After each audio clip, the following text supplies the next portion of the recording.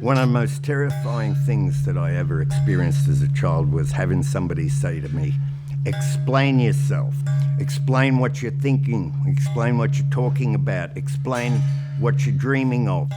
And in my mind, there was no way I could explain it because it was so expansive, it was so imaginal. How do I go about it? I guess the last 50 years has been part of the explanation, and I ain't done yet. I heard at one stage that the task of an artist is to describe their experience of life or to describe their experience of the world. And when I look at these two possibilities, describing the world is science. Describing the feeling of the world starts getting more into symbolism. It starts getting into the inherent need of a human being to express something. So I've used this ferment of self-investigation, self-exploration, and finally self-expression as a method of coming into understanding of my own experience and how the experience is coloured by the underlay of past experience, as well as the overlay of the input that I feel from land and country, from place. This is an experiential art form. So it's not only the art itself, but it is the environment in which the art is placed. So it's the context. So in that regard, spirit of place is important in the sighting of the artwork. The artwork has grown in this place, and it's grown in accord with the energy of the place.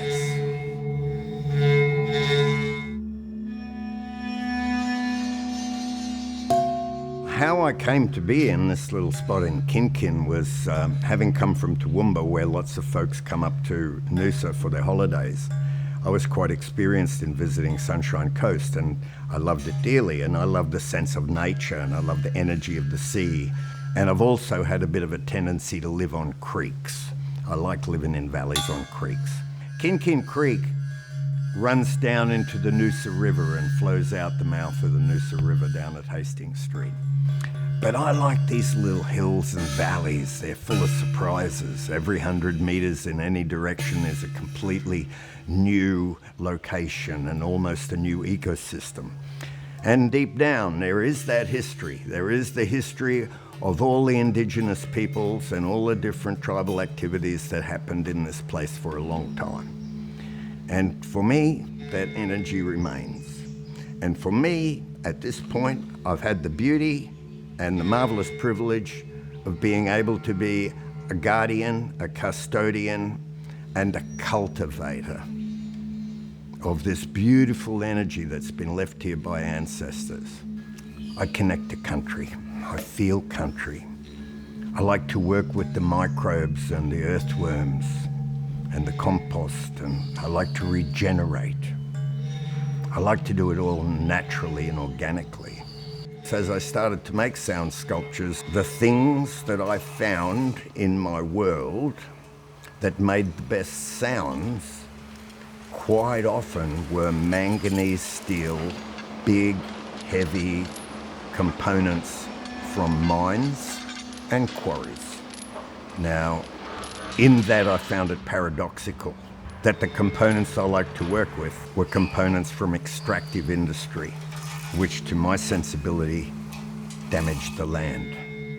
And one of the beauties that I've found in dealing with scrap is if I can take some old piece of industrial junk out of a mining graveyard and bring out of it, emerge out of it, a virtue in a tone, a virtue in a shape, a virtue in a balance,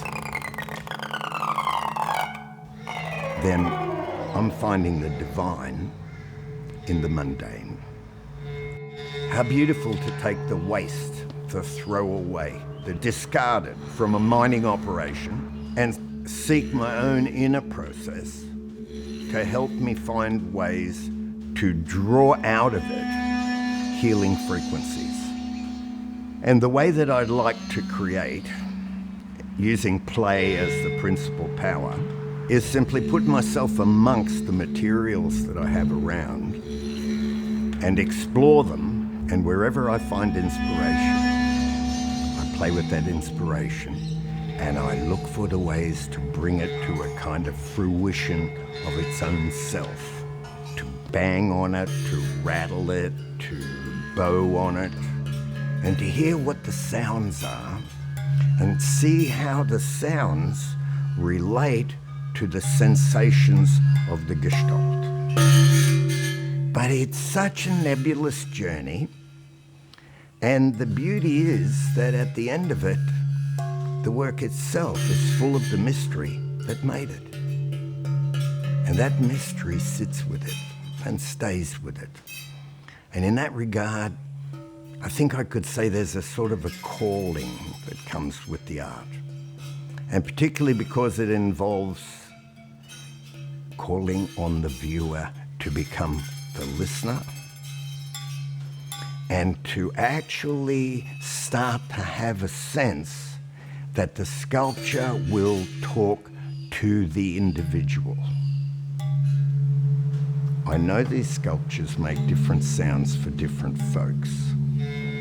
I know they make different sounds on different days, but it's always somehow or another suited to that moment, that person. And quite often people actually comment about, wow, that just touched me in a way that's so personal, and it's woken something up.